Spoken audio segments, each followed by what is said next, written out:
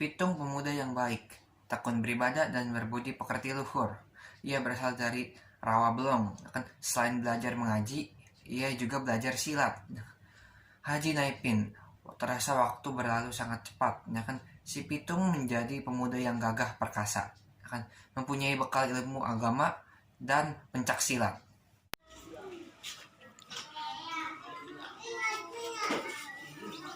Bismillahirrahmanirrahim. Qul a'udzu birabbil nas, malikin nas, ilahin nas, min syarril waswasil khannas, alladzi yuwaswisu fi sudurin nas, minal jinnati wan nas.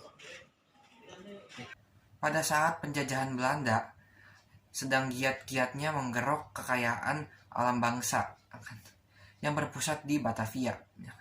Tenaga rakyat diperas dalam kerja kerasnya dan kerja paksanya. Tak dihitung lagi korban yang jatuh pada saat itu. Sebagian bagi hidup dalam menderita dan kelaparan menyaksikan kenyataan itu. Timbul rasa iba si Pitung pada keberpihakan. Inilah kisah si Pitung dari Betawi pada rakyatnya sendiri yang mengubah takdir si Pitung.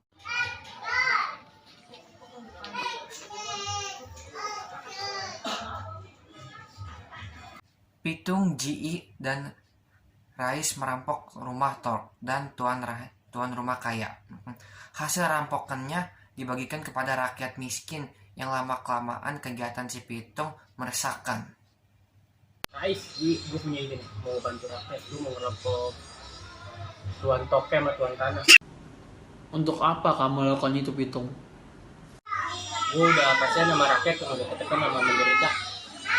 Lalu hasil rampokannya untuk apa, Pitung? Bakal gue bagiin sama rakyat miskin. Setuju saya. Setuju saya. Company melakukan berbagai cara untuk menangkap si Pitung. Mula-mula dibujuk orang untuk memberi keterangan dengan iming-iming diberikan hadiah yang cukup besar.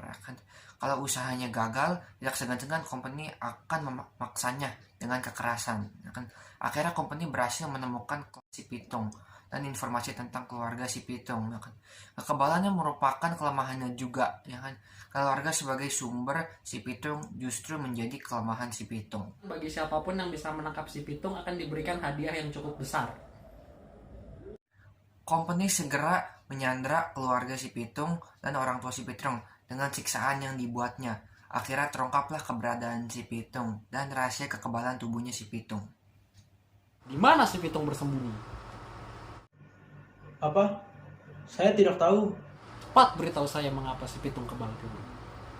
Ia mempunyai ilmu kebal dan pantangannya adalah dilempari dengan telur busuk. Bagus, akhir kamu menyerah. Ilmu silat yang tinggi dan tubuhnya yang kebal peluru mempermudah setiap aksinya dalam melakukan perampokan terhadap Tok dan tuan tanah yang dirampoknya, tetapi ia tidak berhasil juga ditangkap oleh mereka.